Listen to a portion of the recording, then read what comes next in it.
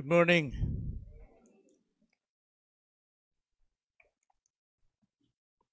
Pagka kayo tinanong mga kapatid, paano ka maliligtas? O paano ako maliligtas? Ano pong karaniwang sagot ng mga tao? Sumampalataya kay Jesus. Ako'y sumampalataya kay Jesus, kaya ako'y ligtas. Sa katotohanan, ganun po kasimple ang kaligtasan. Ang sumampalataya kay Jesus. Ngunit, sa kabilang banda, ito pong mga salitang ito, ako'y sumampalataya kay Jesus, ay naaabuso ng tao. Lahat na lang magsasabing, ako'y sumampalataya, kaya ako'y ligtas, pero ang buhay nila ay parang buhay ng demonyo. Kaya, yung pong salitang, ako'y sumasampalataya kay Jesus, batayan ng kaligtasan, ito po'y bumabagsak po sa ating panahon kung tawagin easy believism. Basta sumampalataya ka na, ligtas ka na. Kaya kung magtatanong ka sa mga tao, 5 tao, paano ka maliligtas, 5 sagot din ang kanilang maibibigay sa iyo. Wala tayong katiyakan. Ngunit kung magtatanong ka sa 5 tao kung sinong pinakamagaling na basketball team, magbibigay rin sila ng 5 kasagutan, pero alam natin, lahat yun ay totoo. Pero pagdating po sa kaligtasan,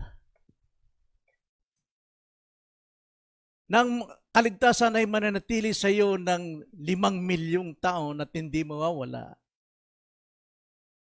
tanging banal na kasulatan lamang ang makapagbibigay sa atin ng tamang kasagutan.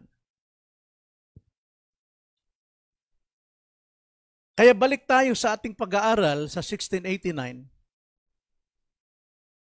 Ano ang unang-unang leksyon na pinag-aralan o pinanindigan ng ating mga church fathers? Naalala nyo ba kung ano yung unang leksyon o doktrinang ipinahayag ng 1689? Naalala nyo? Holy Scripture, banal na kasulatan. Bakit po? Upang malaman natin ang buong katotohanan mula sa Diyos. Ang banal na kasulatan ay sapat, tiyak at hindi maaaring magkamali. Itong katotohanan na kung saan makapagbibigay sa atin ng mga turo't aral upang tayo po ay magkaroon ng totoong pananampalataya. Pananampalatayang makapagliligtas at hindi yung easy believism. Basta sumampalataya ako, ligtas na. Ang faith natin ay hindi lundag sa dilim, kundi ang faith natin is based to the truth na ating napakinggan, nabasa, naunawaan.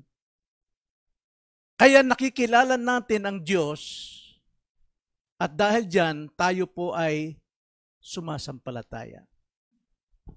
Tanging banal na kasulatan lamang ang makapagbibigay sa atin ng kasagutan, paano ka maliligtas?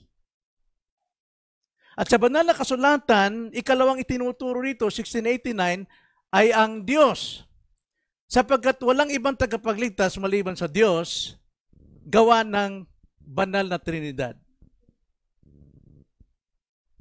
At ang banal na Trinidad, ang Diyos natin, ay nagtakda ng lahat ng bagay na maaring mangyari upang makita natin, makasampalataya tayo na walang aksidenteng nangyayari sa ating panahon. At dahil dyan, nilikha niyang lahat ng bagay, may buhay man o wala, malaki man o maliit, nakatago man sa ilalim ng lupa o nasa taas ng universe, ng kalangitan, nilikha niya ito, bawat bagay na kanyang nilikha ay mayroong layuning tupdin kung ano yung itinakda. Nagtakda ang Diyos, kaya siya ay naglikha. At pagkatapos ay ang kanyang providensya. upang matiyak na lahat ng kanyang mga nilikha ay gagawin ang kanyang itinakda, ang kanyang layunin. Kaya sa pamamagitan ng providensya, na-unfold natin ang kasaysayan po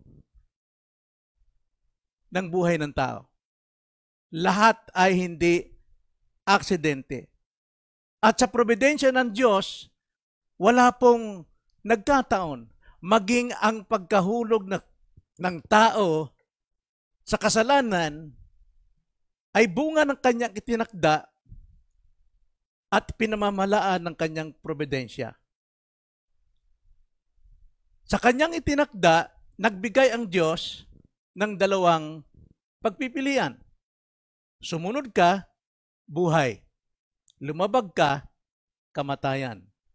At ang pagbagsak po ng tao sa kasalanan, nakatakda na. Anong nakatakda? Kamatayan. Problema, karamdaman, pagtanda, pagkabulok. So makita natin, ang buhay ng tao wala pong pag-asa. Dahil ang tao patay sa kasalanan. At dahil po sa kasalanan ng tao, pati ang buong nilikha nagsasuffer. Lahat po nabubulok, natutuyo ang mga dahon, namamatay ang mga puno, namamatay ang lahat.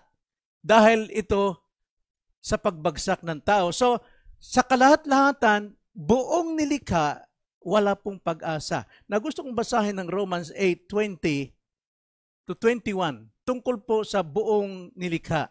Dahil sa pagbagsak ng tao, ganito po ang pagkakasabi. Sapagkat ang sangnilikha ay nasakop ng kawalang kabuluhan. Hindi sa kanyang kalooban, kundi dahil doon sa sumakop sa kanya. Ano yung sumakop sa buong sinukop?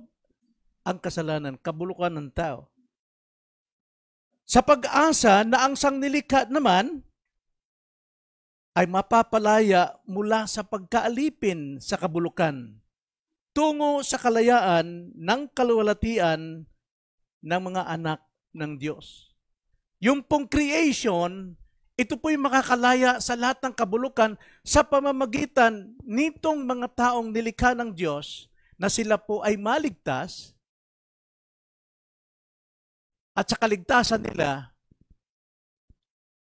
na mga tao mula sa kasalanan at kabulukan magkakaroon ng bago ring creation. Kaya napakalaga po, paano po mangyayari yan? Na ang kalagayan ng tao, ng the whole creation, ay bumagsak sa kasalanan, patay lahat, condemned.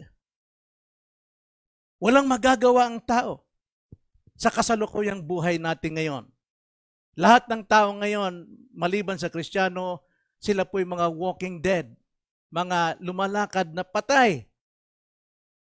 Walang pag-asa. Hindi kayang ibalik ang kanyang original na kalagayan tulad kay Adan. Malibang ang Diyos po ang gumawa. Pagka sinabing ang Diyos ang gumawa para po sa kaligtasan ng mga tao at sa kaligtasan ng creation, ng kaligtasan, ito po'y malaking biyaya. Naman natin? Biyaya ito. At ito po ang ating kapitong leksyon na dapat nating alamin, pakinggang maigi para hindi tayo magkamali pagdating sa ating kaligtasan. Ito po ay ang tipan ng Diyos. The covenant of God. Napakalaga po ito mga kapatid. Sapagkat dito natin makikita ang dakil at malawak na biyaya ng Diyos na dumating sa tao. Sapagkat ang Diyos ay nakipagtipan sa mga makasalanan, bulok patungo sa impyerno na tao. Ang Diyos ang gumawa. So ano ba ang covenant? Ano ba ang tipan sa Tagalog po? Testament kung tawagin sa Bible, Old and New Testament. Ang tipan po sa karaniwan pantao, ito po'y kontrata o kasunduan ng dalawang tao na gawin ng isang bagay o panghawakan nilang isang bagay pagkakasundo. So ito po'y sa pagitan ng dalawa na sila'y nangangako sa isa't isa na tutuparin nila ang kanilang kasunduan, ang kanilang tipan. At isa man ang lumabag doon, sira na ang tipan. Wala nang pag-asa yon. Maaring magkakademanda na. Yan po ang tipan. Pero pagdating po sa Diyos, sa tipan ng Diyos, kakaiba sa tipan o kasunduan ng tao. Sapagkat ang Diyos ang nagbigay ng tipan sa makasalanang tao, pero ang Diyos din ang nangakong tutupad dito. Dahil ang tao, hindi siya makatutupad talaga. Bakit po? Makasalanan ng tao. At ang hilig ng tao ay kasalanan, hilig ng laman. Kaya ang tipan ng Diyos, ang covenant ng Diyos, kaiba kaysa tao sapagkat ang Diyos ang nagbigay ng tipan at siya rin ang nangangako na tutupad sa tipan alang-alang sa kapakanan ng tao. Kung tawagin niyan, biyaya. Marami pong naniniwalang siya po'y naligtas sa biyaya. Pero kung tanugin mo, anong biyaya? Biyaya. Noong panahon, sa tatay ko, nagagalit yung pagka nalalaglag yung mumo sa mesa. Yung upuan namin noon, nakasalampak kami, tapos mababa lang yung mesa, kakain kami ron. Pag nalaglag yung mumo, sasabihin tatay ko, ayaw usik-usikin ng grasya. Huwag mong sayangin yung biyaya. Yun ang tingin ng tao. Kapag may pagkain, biyaya. Kapag may kita, biyaya. Pero hindi po yan ang tinatawag na biyayang kaligtasan ng Diyos. Kung tawagin po yung biyayang yan is common grace. Para sa lahat, even the criminals, nakakatanggap ng inumin, ng pagkain, kabutihan, trabaho. Pero pagdating po sa covenant doon sa Diyos, sa kaligtasan, kaiba po ito. Ang Diyos mismo ang nakipagtipan sa makasalanan at siya rin ang nangangakong tuparin ito para sa Kanya. So una, sa ating pong pag-aaral, paragraph 1, alamin natin ang kahalagahan po ng tipan. Ito po sa 1689. Nandito na po sa aking outline, so babasahin ko po. Ganito po ang pagkakasabi. Ang agwat ng Diyos at tao ay napakalayo dahil po sa kasalanan, right? Bagamat may isip na nilikha, ay dapat siyang sumunod sa kanyang may likha. Sa kanyang sarili ay hindi niya kayang makaabot sa gantimpala ng buhay. Tanging sa kusang pagpapakababa ng Diyos at sa pamamagitan ng tipan, maaring maganap ang ugnayan sa Diyos. So nakita niyo yung biyaya, mga kapatid? Gawa ng Diyos. Marami pong nasasabi, sumampalataya ko sa Panginoon. Ano sinampalatayanan mo? Paano mapapatibay ang iyong pananampalataya? Paano kang lumago sa iyong kaligtasan? Jesus says, truly, if you are my disciple, you will remain in my word. Sapagkat ang utos ng Panginoon, Mark 16:15, go and preach the gospel to all nations. Matthew 28:19, make disciples of every nation, baptizing them and teach them. Ang sabi ng Panginoon, turuan sila upang, ano po, ang sabi ni Jesus Christ, you will remain in my word, always studying, meditating in my word, and you will know the truth, and the truth shall set you free. Marami pong nagsasabing, sumampalataya ako. Okay, ligtas. Hindi natin pwedeng pagdudahan yan sapagkat yun po ang gospel. Yun po ang sinabi ng Diyos. Whoever believes in the Lord Jesus Christ, he shall be saved. But, anong basis niya? Hindi siya mananatiling mapanghawak na ganon, naligtas siya, unless remain to be a disciple, studying, hearing the Word of God, knowing the truth, upang siya po ay makalaya. Kaya dito po sa paragraph 1, alalahanin natin ang agwat ng Diyos at tao. Wala pong kaligtasan talaga ang tao. Ang agwat na ito ay hindi po mabilang, hindi masukat. Masasabi nating eternal. Sapagkat the wages of sin is death. Kamatayan po talaga ang bayad ng ating kalagayan bilang hindi Kristiyano. Bagamat nilikha ng Diyos ang tao na may isip at mayroong self-will. Mayroon siyang sariling kalooban. Pero ganyan pa man, kailangan niyang sumunod sa kanyang may likha. He has to obey. Sapagkat ang pag-obey po, mga kapatid, ito po ay ang pananatili ng kanyang buhay. Kaya kung ang batayan natin ay yung pagsunod sa utos ng Diyos, makatanggap tayo ng eternal life, paano yan? Mamaya-maya lang, kakamali ka na. Patay ka na naman. So yung pong ginagawa ng ibang churches, every Sunday, mayroong altar call. Because wala silang assurance. Pero kahit anong gawin ng tao, kapos pa rin sa gantimpala ng buhay. Hindi siya pwedeng makatanggap talaga ng eternal life. Sapagkat ayon sa nasusulat, Romans 3:23, all falls short to the glory of God. And the wages of sin is death. Kaya, dahil wala pong magagawa ang tao, lahat patungo po sa kapamakan, sa judgment, all are condemned. Sa biyaya ng Diyos, siya po ay gumawa ng paraan. Psalms 113 verse 5 to 6, ganito po ang pagkakasabi tungkol sa Diyos. Sino ang gaya ng Panginoon nating Diyos na nakaupo sa taas? Na nagpapakababang tumingin sa kalangitan at sa lupa. Yan ang ating Diyos. Bagamat Diyos siya po ay nagpakumbaba. Bumaba siya sa antas ng tao. Ang tao po ay makasalanan. Ang tao po ay patungo po sa kapahamakan.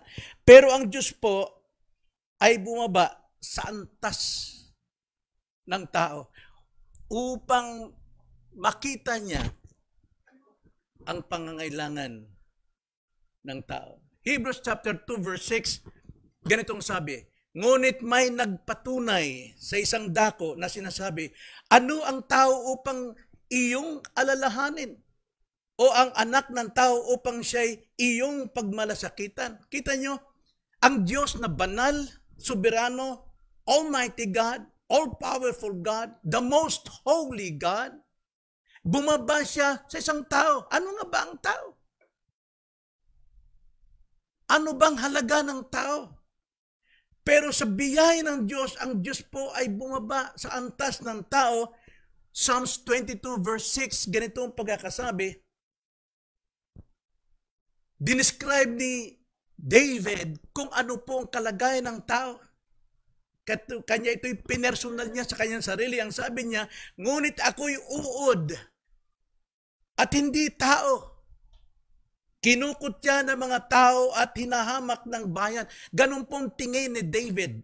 Tapat siya sa kanyang sarili na uod lang tayo. Tayo lang yung mayabang.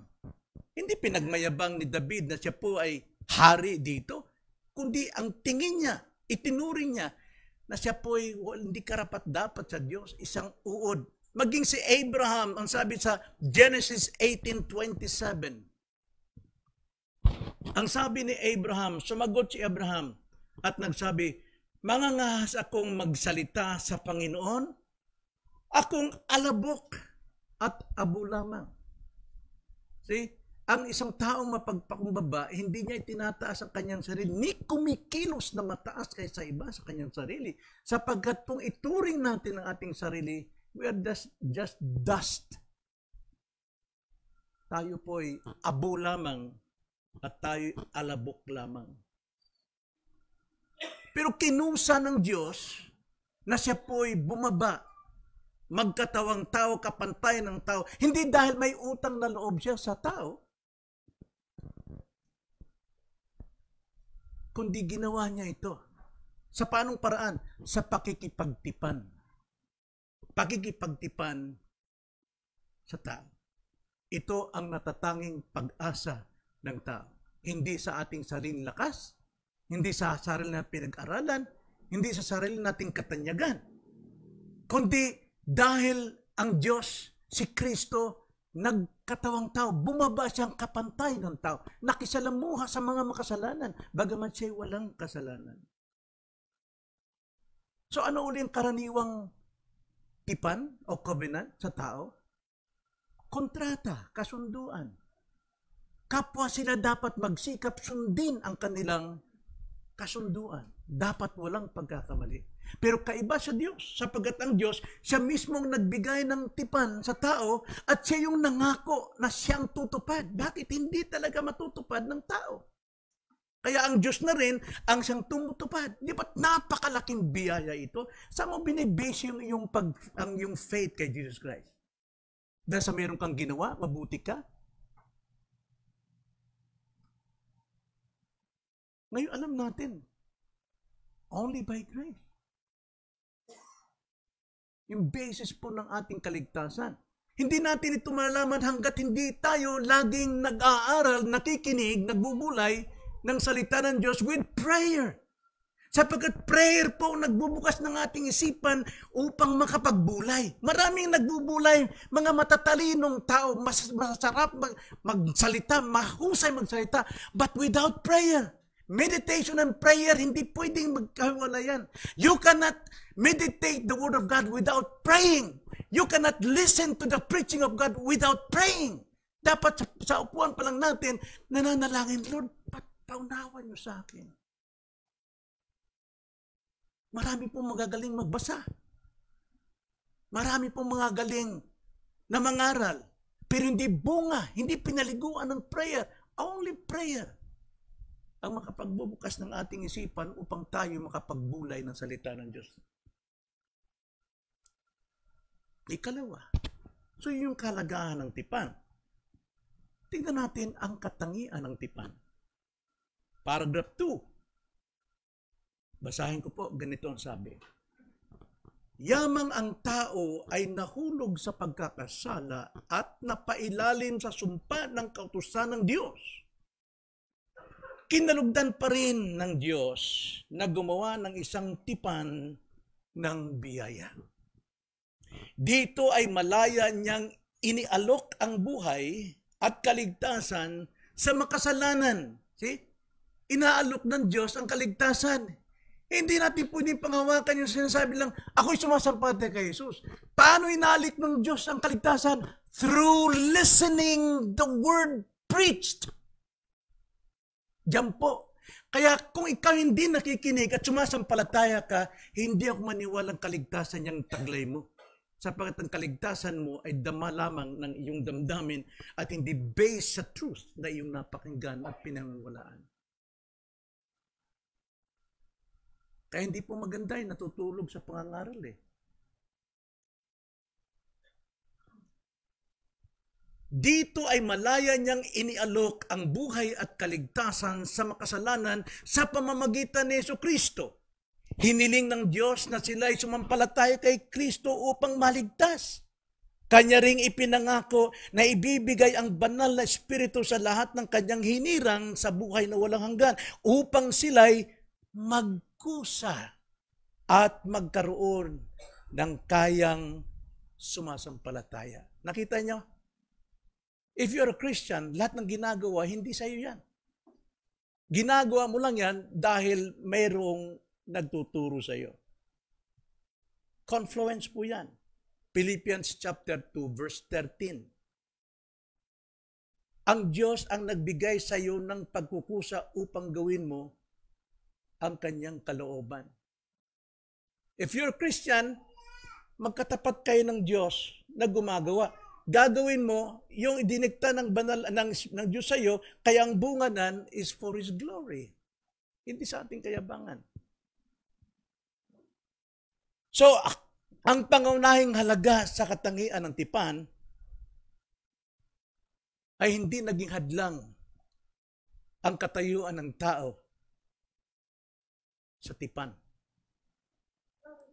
Tao po'y patay, bulok, ligaw, mayabang, garbo, pero hindi naging hadlang yan, katayuan yan sa tipan ng Diyos. Mabiyaya ang Diyos. Sabi nga sa paragraph 2, section 1, yamang ang tao ay nahulog sa pagkakasala at napailalim sa sumpa ng kautusan ng Diyos, kinalugdan pa rin ng Diyos na gumawa ng isang tipan ng biyaya. So paano po nahulog ang tao sa kasalanan? Yung pinag-aaral natin the last time. Paano po? Ito po ba ay natukso?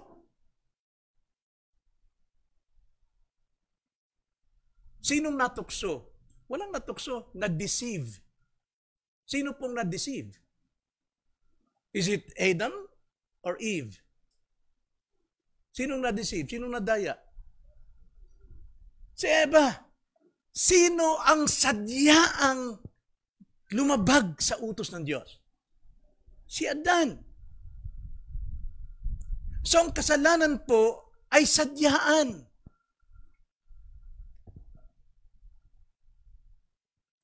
Ang tao po'y nahulog sa kasalanan sa sadyaang paglabag. Di ba? Ang sabi nga 1 John 3:4, sin is the transgression or disobedience of the law. Tignan nyo ang utos noon, isang utos lang, Genesis 2:16-17.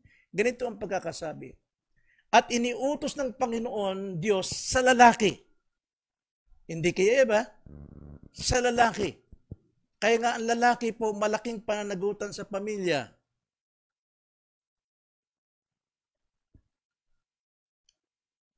Na sinabi, malaya kang makakain mula sa lahat ng punong kahoy sa halamanan. Subalit mula sa punong kahoy, ng pagkakilala ng mabuti at masama ay huwag kang kakain. Sapagkat sa araw na ikaw ay kumain niyon, ay tiyak na mamamatay ka. Now, may mga taong nasabi, yung prutas daw, ano rin prutas nyo?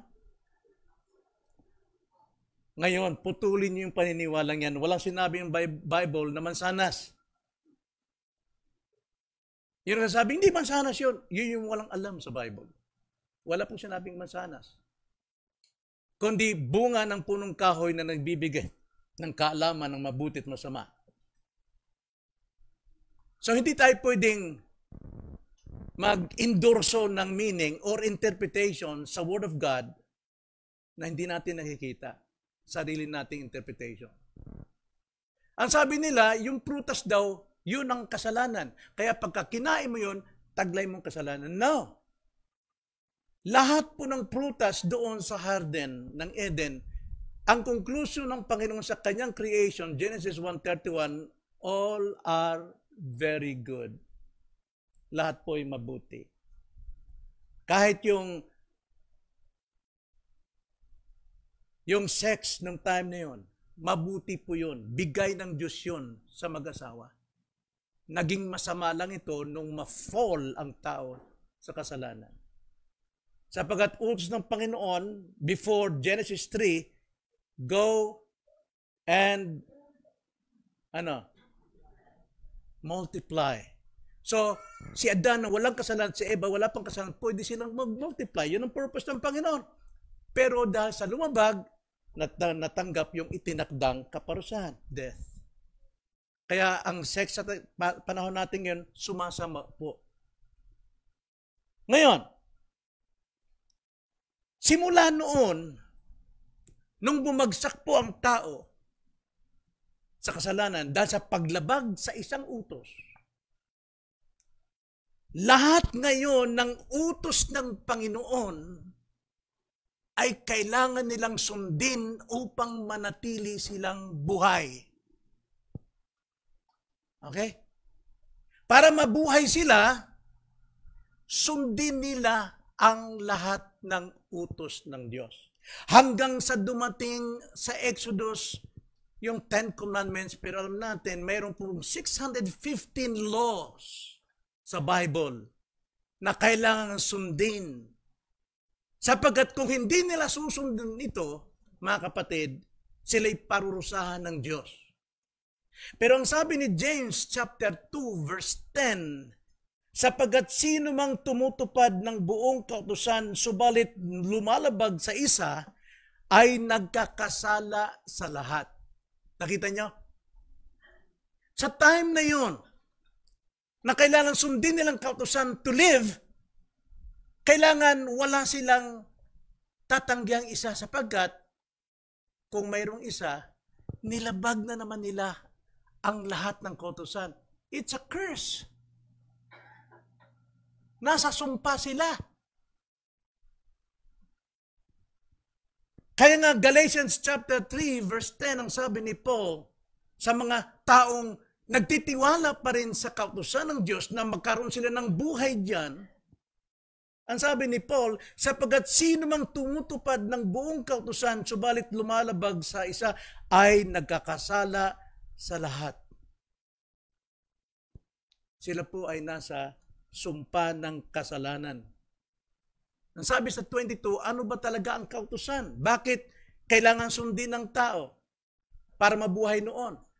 Pero sa Kristiyano, mamaya malalaman natin, sa Kristiyano hindi na po tayo namumuhay dyan.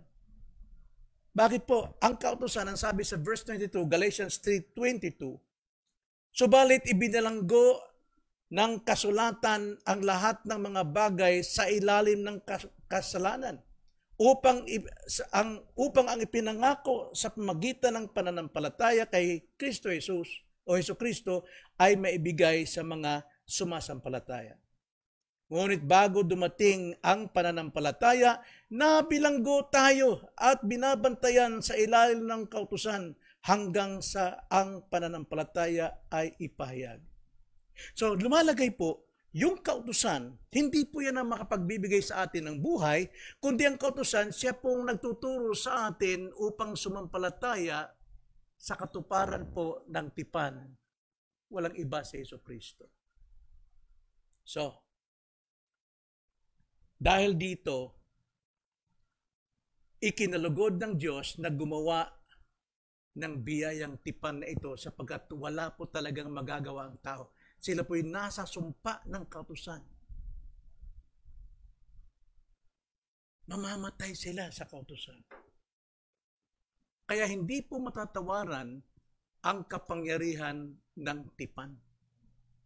Hindi po matatawaran ang kapangyarihan ng tipan. Tingnan niyo ang paragraph 2, section 2. Ang sabi, dito ay malaya niyang inialok ang buhay at kaligtasan.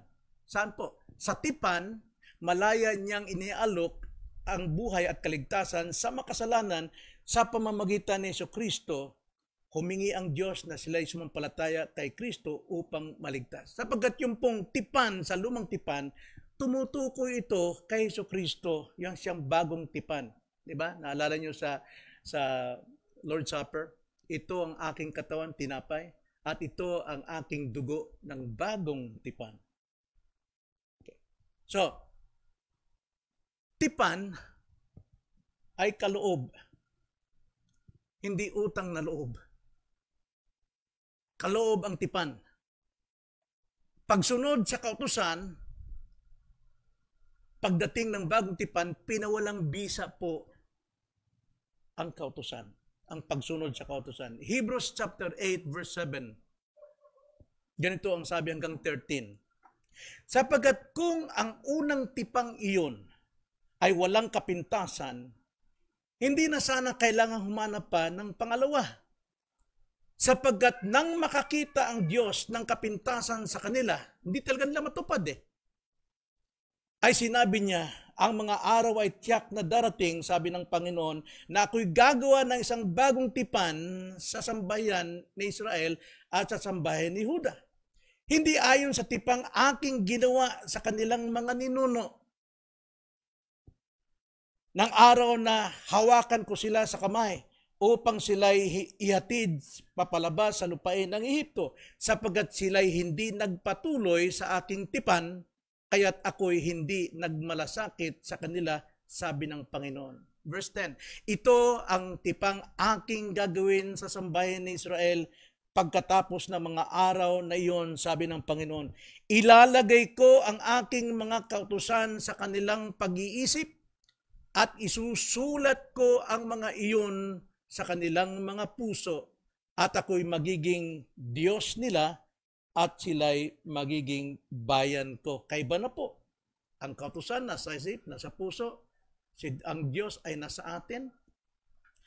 Verse 11, at hindi magtuturo ang bawat isa sa kanila sa kanyang kababayan o magsasabi ang bawat isa sa kanyang kapatid, kilalanin mo ang Panginoon, sapagkat ako'y makikilala nilang lahat mula sa pinakahamak hanggang sa pinakadakila sa kanila, sapagkat ako'y magiging mahabagin sa kanilang mga kasamaan at ang kanilang mga kasalanan ay hindi ko pa alalahanin pa.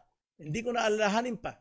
Sa pagsasalita tungkol sa bagong tipan, ginawa niyang lipas na ang una.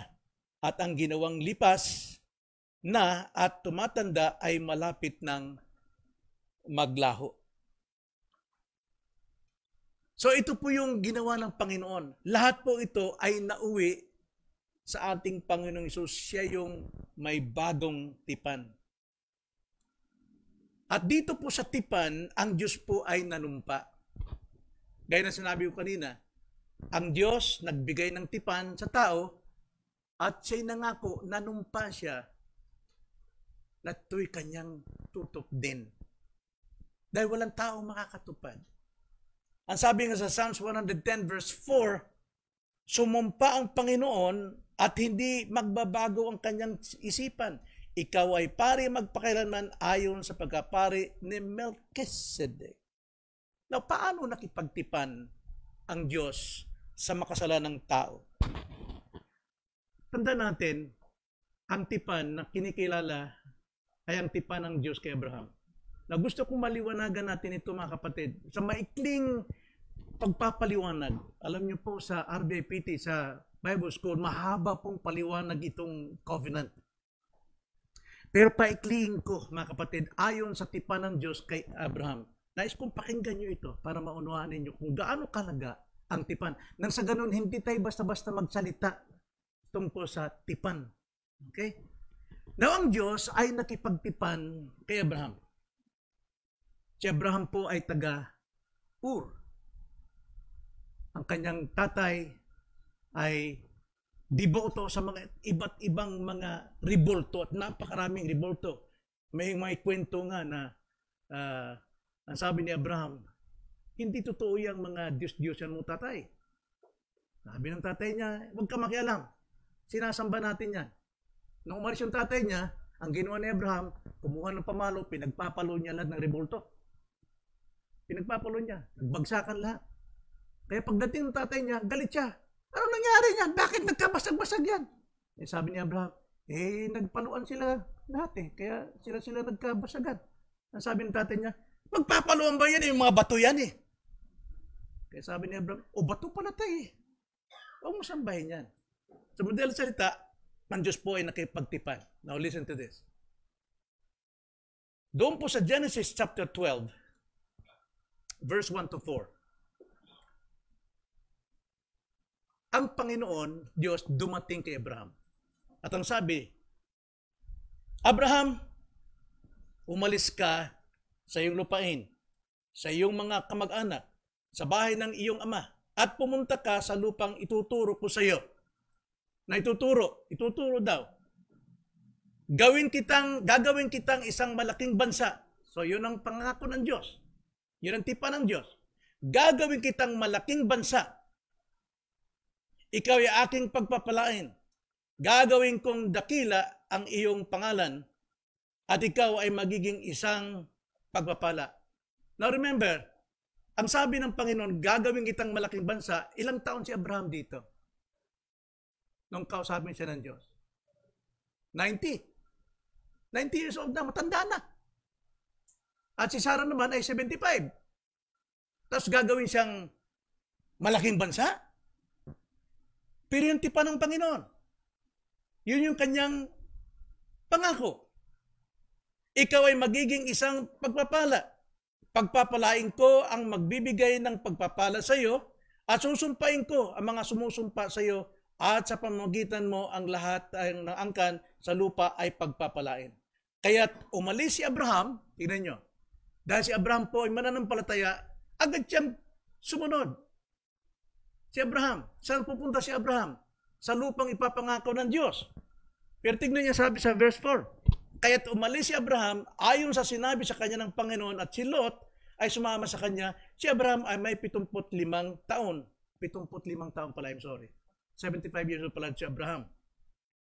Nang umalis siya sa Haran, isinama ni Abraham si Sarai, kanyang asawa, pero ang sabi, hindi alam ni Abraham kung saan pupunta. Pero siya ginabayan ng Diyos. Na sa madaling salita, dumating si Abraham sa lugar na kung saan ipinangako ng Diyos. Muling nagpakita ang Diyos kay Abraham. At dito sa ikalawang paglalahad ng Diyos ng tipan, dito na sumampalataya si Abraham. At dito siya dineclare na as righteous. Genesis 15:1 to 10. Basahin ko lang diretso mga kapatid. Kailangan basahin natin. Pagkatapos ng mga bagay na ito, dumating ang salita ng Panginoon kay Abraham sa isang pangitain. Huwag kang matakot, Abraham. Ako ang iyong kalasag. Ang iyong gantimpala ay magiging napakadakila. Ngunit sinabi ni Abraham, O Panginoon Diyos, anong bibigay mo sa akin yamang ako'y patuloy na walang anak? At ang tagapagmana ng aking bahay ay si Eliezer ng Damasco. Napakadakila sa Panginoon. Hanggang ngayon, wala naman akong anak na binibigay mo sa akin. Tanging si Eliezer lamang na aking katulong. Siya maging tagapagmana ko. Imposible yung sinasabi mo, Panginoon, na ako'y magiging ama ng lahat ng bansa. Matanda na ako. Verse 3, at sinabi ni Abraham, hindi mo ako binigyan ng anak. At isang alipin na pinanganak sa aking bahay ang magiging tagapagmana ko. Ngunit ang salita ng Panginoon ay dumating sa kanya, hindi ang taong ito ang magiging tagapagmana mo. Ang iyong sariling anak ang magiging tagapagmana ko. Sariling anak? Wala pa nga eh. Si Sarah, baog pa si Sarah. Paano yung Panginoon? That's impossible. At siya dinala ng Panginoon sa labas. Dinala. Gabi yun eh. At dinala niya sa labas at sinabi, tumingala ka sa langit. Tumingala naman si Abraham sa langit. At iyong bilangin ang mga bituin kung mabibilang mo. Oh, sabi ni Abraham, paano kung mapipilang yan? Napakarami yan. Ilang galaxy yan dyan. At ilang stars sa bawat galaxy. Billions of stars. Ilang galaxies naman ang sa buong universe. Billions of galaxies. Paano kung mabibilang yan? Pero sabi ng Panginoon, at sinabi sa kanya, magiging ganyan ang iyong binhi. Na matanda na si Abraham dito. Pero nung ginawa ni Abraham, nagduda ba siya? Nakita niya, impossible. Pero ang sabi sa verse 6, sumampalataya siya sa Panginoon at ito'y ibinilang na katwiran sa kanya. Now, take note mga kapatid, saan ba makukuha at makikita ang katwiran? The righteousness. Kay Jesus Christ. Right? Pero si Abraham, nung siya po'y sumampalataya sa promised seed, yung magiging anak niya. Kaya yung righteousness ni Christ ang siyang nagbi sa kanya dahil sa kanyang pananampalataya. Kaya ang sabi sa Romans chapter 4, si Abraham ang ama ng mga mananampalataya. Maging tayo ngayon.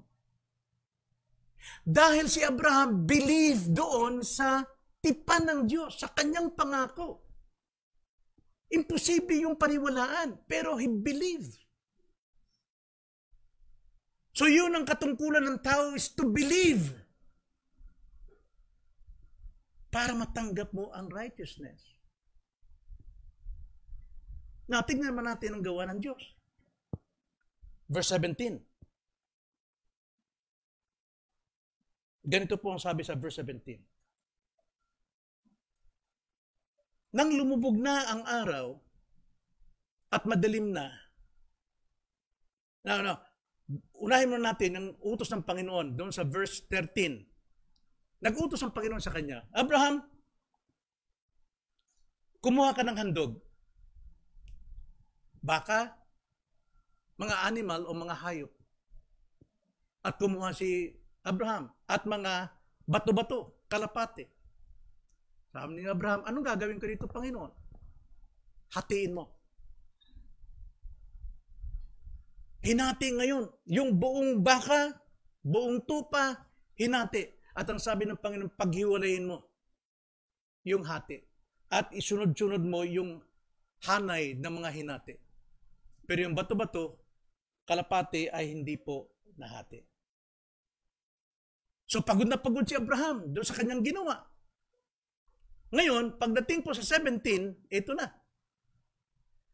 Nang lumubog na ang araw at madilim na, isang hurnong umuusok.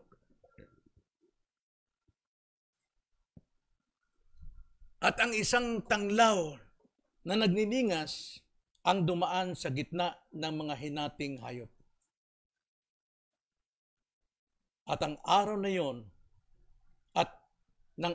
yon, ang Panginoon ay nakipagtipan kay Abraham na sinasabi, ibibigay ko ang lupaing ito sa iyong binhi mula sa ilog ng Ehipto hanggang sa malaking ilog, ang ilog Euphrates. Now, dito po mga kapatid, noong pong nahati ni Abraham ang mga hayop, ibig sabihin po hinati. Alam niyo yung covenant means to cut. Ang Diyos dito ay nakipagtipan kay Abraham sa pamagitan ng hayop. Hinati sapagat covenant means to cut. Alam naman natin, after po dito, si Abraham po ay sinabi ng Panginoon, magpatuli kayo. Cutting also. It's a covenant. Ibig sabihin, yan po ay biyaya. Hindi po yan kung ano-anong kaisipan. Biyaya din po rin sapagkat yan po ay tinatawag na tipan, covenant, to cut. Kaya nga, sa tuwing tayo po ay nakakabasa sa Bible na may ginawang kasalanan ang mga Israelita at sila'y pinatawad ng Diyos, bakit po? Sapagkat naalala ng Panginoon ang kanyang tipan kay Abraham, kay Isaac, at kay Jacob. Ngayon, nung dumating po ang gabi, pagod na pagod si Abraham, siya po'y nakatulog. At sa kanyang pagkakatulog, dumating po ang kadiliman at ang kakilakilabot na presensya. Sadyang pinatulog ng Diyos si Abraham upang hindi niya makita ang kakilakilabot na presensya. Ano yung kakilakilabot, mga kapatid? Nakaramdam na ba tayo ng kakilakilabot para tayo nandoon sa karaliman ng bottomless pit? Parang ganun. At pagkatapos, ang ginawa ng Panginoon, ang sabi sa 17, nung hating gabi na, biglang lumabas ang umuusok na hurno. At ito'y tanglaw na nagniningas. Umuusok at nagliliyab na sulo. Dumaan ito sa gitna ng mga hinati na mga hayop. Dumaan ito. At sino itong nag-aapoy, nagliliyab? Kung tawagin po yan, sa doctrine is theophanies. Ibig po sabihin ng theophanies, ang Diyos po ay nagpapakita sa outward form. Nagpapakita ang Diyos sa panlabas na anyo sapagkat siya isang invisible, hindi nakikita, pero nagpapakita siya sa anyo na nakikita tulad nung nagpakita ang Panginoon kay Moises doon sa burning bush. At doon nagsalita ang Panginoon. At dito naman, nagpakita naman kay Abraham ng isang burning torch. At ang sabi sa Hebrews, ang ating Diyos ay nakakatakot na apoy. Na ano ibig sabihin ito in short, mga kapatid? Ang ibig sabihin, Abraham, ako'y nakikipagtipan sa iyo. Sino itong sulo? Ang Diyos. Sino yung nakakatakot? Kagigimbal-gimbal. Ang Diyos pa rin, presensya ng Diyos. Abraham, itong pakikipagtipan ko sa iyo, ako'y dumaan sa mga hinating ito. Na kung hindi ko magagawa ang pinangako ko sa iyong tipan, ganyan ang mangyayari sa akin. Isang Diyos na makapangyarihan, isang Diyos na banal, isang Diyos na soberano, isang Diyos sa lahat ng mga Diyos ay magpapakababang mangyaring siya'y hatiin din.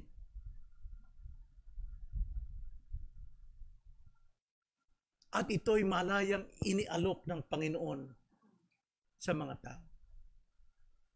Ito yung pangako ng Diyos na binitiwan sa kanyang pagkikipagtipan sa tao. Saan siya pwedeng mangako? Sa tao lang?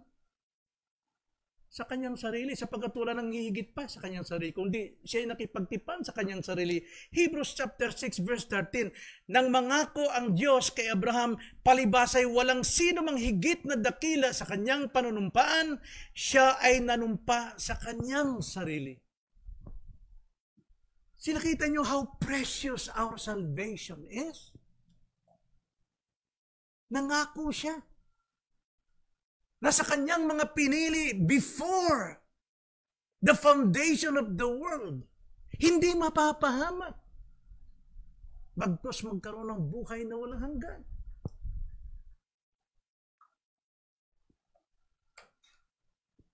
Kaya dito sa tipan, malayang inialok ng Diyos sa tao ang buhay.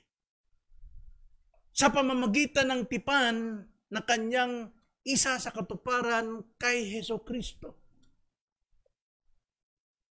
Kaya pagdating po sa banal na hapunan, sa huling hapunan ng Panginoon, ipinahayag ng Panginoon ang pagbabago ng bagong tipan. Hindi matutupad yun.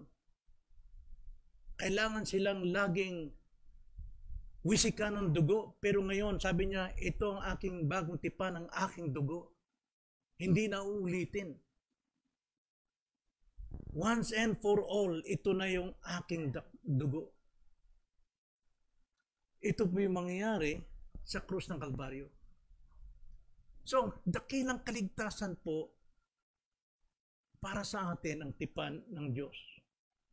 Ang tugon lang ng tao na hinihingi ng Diyos sa atin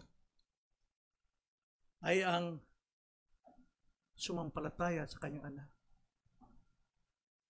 Paragraph 2, section 3, ganito ang sabi, dito ay malaya niyang inialok ang buhay at kaligtasan sa makasalanan sa pamamagitan ni Kristo. Hinihingi ng Diyos na sila'y sumampalataya kay Kristo upang maligtas. Now, ikaw ba'y sumampalataya kay Kristo? Ligtas ka na? Anong basis mo? Anong batayan natin? Pero napakadakilang Diyos sapagkat nabiyaya siya. Even though hindi mo kilala si Kristo, pero narinig mo na si Kristo ang tagapagligtas, you believe. Pero hindi ka dapat manatili na sumampalataya lang. Dapat kang manatiling nakaupo sa pangangaral, sa pag-aaral, sa pagbulay-bulay upang malaman mong katotohanan at ang katotohanan makapagpapalaya sa inyo. Hindi pala yun ang buhay ko. Sinabi kong ligtas ako, pero nandun pa rin ako sa madyungan, nandun pa rin ako sa pusoy, nandun sa tongits, naroon pa rin ako sa mga panonood ng mga pornography, naroon pa rin ako sa chismisan, naroon pa rin sa pagmamayabangan.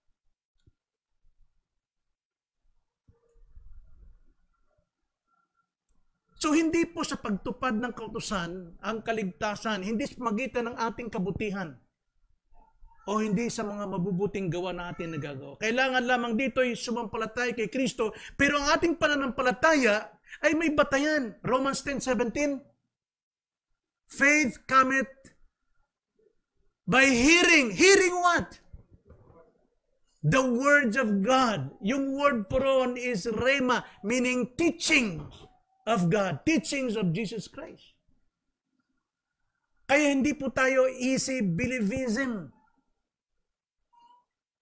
Kaya nga po sa membership, tinitiyak natin na alam mo ang iyong pananampalataya. Hindi basta ako maniniwala sa iyong Kristiyano ka, hanggat hindi kita nasuri, doon pa lamang sa membership class, sapagat ito'y kabutihan para sa iyo. Nang sa ganun magkaroon ka ng assurance. Hindi dahil dumadalo ka every Sunday, you are saved already. Kailangan ng faith natin based on the truth.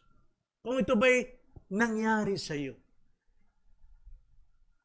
Kaya meron tayong membership class. Maraming ayaw po umattend ng membership class. Bakit? Marahil hindi pa sila talaga ligtas. Pero kung ligtas ka na, you believe that you are saved, then dapat nandun ka. Sabihin mo sa amin na ako'y Kristiyano, pastor, gusto ko nang magpamiyembro, gusto kong malaman. Ang dapat kong malaman. At ang Diyos din ang nangangako sa section 4, Kanya ring ipinangako na ibibigay ang banal na Espiritu sa lahat ng kanyang hinirang sa buhay na walang hanggan. Upang sila'y magkusa at magkaroon ng kakayanang sumampalataya. See? Ang banal na Espiritu po, ang siyang pumapasok sa atin, ang siyang naniniran sa atin habang tayo po'y nakikinig ng salita ng Diyos. Ang banal na Espiritu, ang siyang naniniran sa atin upang tayo'y baguhin, bigyan tayo ng bagong buhay. At pagkapag tayo po'y mayroong bagong buhay, naunawaan natin ang katotohanan, then we believe Christ. Hindi sa iyong sariling paniniwala, kundi sa pamamagitan ng banal na Espiritu ang nariyan sa iyo, sapagkat pangako ng Diyos sa tipan niya na ipagkakalob niyang banal na Espiritu upang magkusa ka, upang bigyan ka ng kakayanan. Hindi sa sariling sikap. So, lastly mga kapatid, sandali na lang ito. Ang larawan tipan ng biyaya. Paragraph 3. Basahin ko po ang paragraph 3. Ang tipan ng Diyos ay pinahayag sa Ebanghelyo. So, gospel. Ano po ang gospel? Si Jesus ang katuparan ng tipan ng Diyos kay Abraham. Si Jesus nagkatawang tao, siya'y nabuhay, siya'y naglingkod, siya ay namatay, at siya'y nalibing. At huwag kalimutan na siya'y muling nabuhay. Bakit po? Mahalagang resurrection. Sapagkat yan po palatandaan ng sino ang sumampalataya, muli siyang mabubuhay at mabubuhay magpakailanman. Sapagkat si Jesus Christ ay buhay magpakailanman. Hindi tulad ng Buddha, si Buddha nung mamatay, patay! Kaya ang kanilang paniniwala kay Buddha, patay! Tayo po ay mayroong assurance of salvation because our Savior lives forever. Yung pong napakalaga po na maunuhan natin ng resurrection. Ang tipan ng Diyos ay pinahayag sa Ebanghelyo. Una kay Adan pa lamang. Genesis 3:15, right? The first gospel. Genesis 3:15.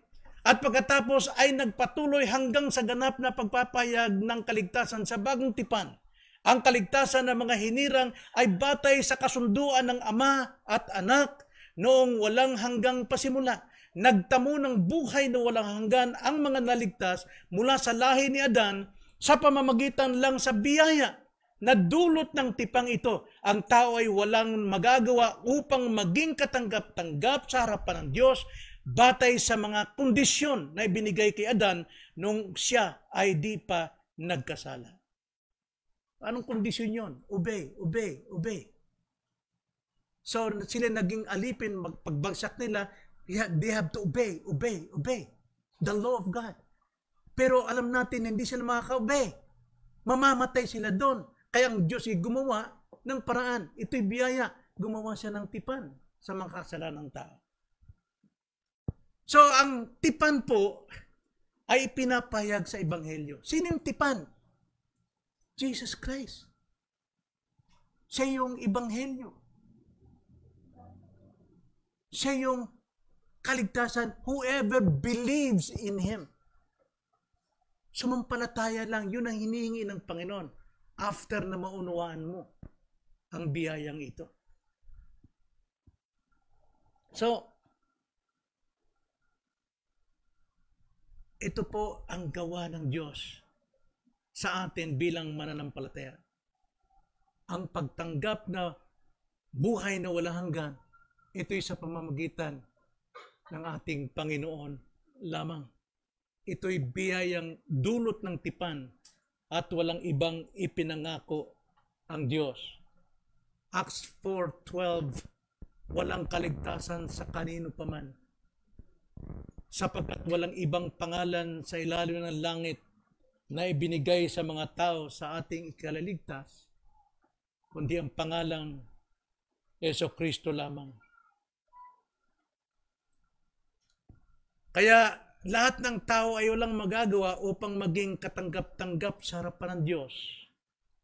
Patay sa kondisyong na kay Adan bago sila magkasala. Wala po. Tulad ng pagkasilang ni Adan at ni Eva, ito hindi kanilang sariling gawa. Ito'y gawa ng Diyos. The same din sa ating pagiging bagong nilalang. Sa pagitan ng Espiritu, ito hindi sa ating sariling gawa o pagsisikap. Kaya, ang buhay po ng isang Kristiyano, dapat laging may kagalakan sa gitna ng mga problema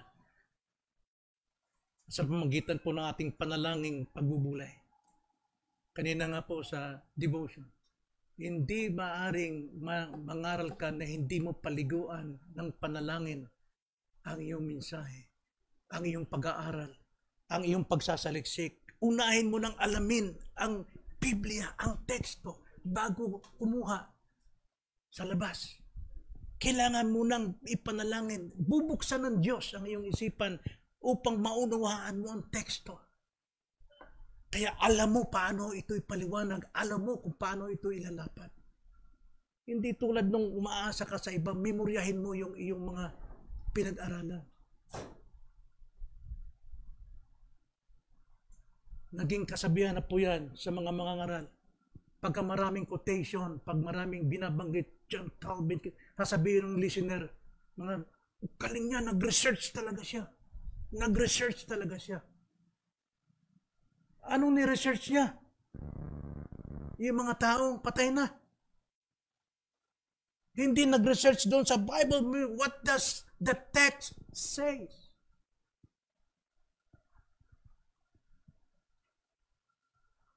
Dapat mayroon tayong kagalakan.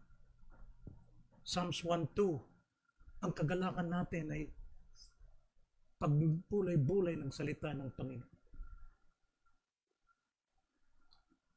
Hanggang ngayon, marami pong paniniwala ang iba. Oo, ang Diyos tagapagligtas, pero kailangan may gagawin ka rin. Kailangan pagsikapan mo rin. Na dumalo. Kailangan pagsikapan mo rin. Tama ba yun? Yung ba yung napag-aral natin? Ng kaligtasan ay nasa pagsisikap ng tao? Naniniwala sa Diyos pero kailangan dagdagan mo ng pagsisikap? No. Ang Diyos mismo ang bumaba, nagpakumbaba, pumantay sa tao, sa antas ng tao upang magbigay ng tipan. Inalok niya ang kaligtasan. All we have to do is to believe Christ. Matapos nating maunawaan kung ano po ang biyaya. Kung gaano kalaga ang tipan. Itanim natin ito sa ating isipan. Biyaya ng Diyos siya'y bumaba para makipagtipan sa tao at nangakong gagawin niya once na ikaw ay sumampalataya. Tayo manalangin, mga kapatid.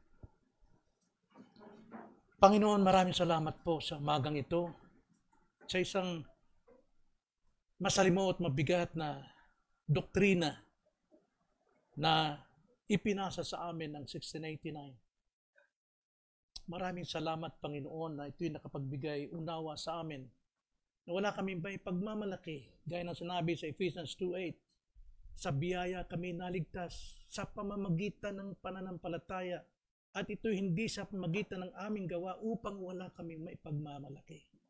Salamat po, Diyos. Magligtas kayo. Magligtas kayo, Diyos. Ito aming dalangin sa pangalan ng Panginoong Hesus.